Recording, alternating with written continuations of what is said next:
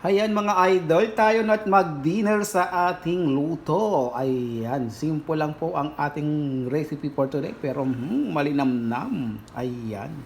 Kaya talagang mapapasabak tayo sa kanin ngayon. Pero konti lang ang ating kakainin dahil alas 12 na ng gabi. Ayan, baka di tayo makatulog. Kaya ayan guys. Hi, hello guys. Ito guys, nakalimutan natin i-video guys yung manok natin. Pero natapos na natin hugasan. Kaya ito imamarinate natin. Naglagay lang po ako dito ng ground black pepper. Tsaka yung paprika. Naglagay rin ako ng chili flakes. At tsaka asin. Naglagay na rin ako ng oyster sauce. Kaya ito guys, lalamasin na natin.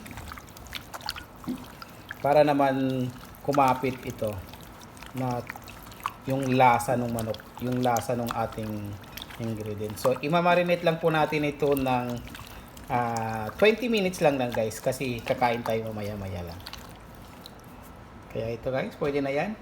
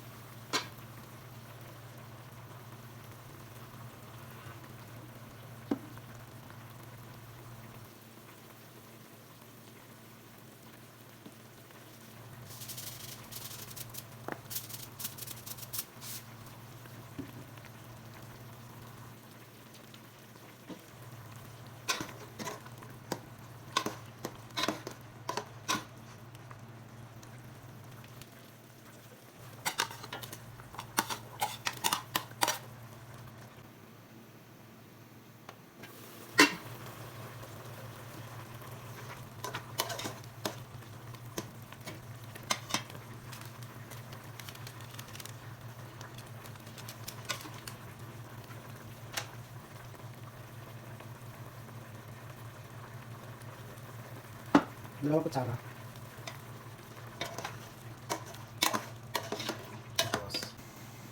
Okay guys, ito na guys, luto ng ating ulam for today.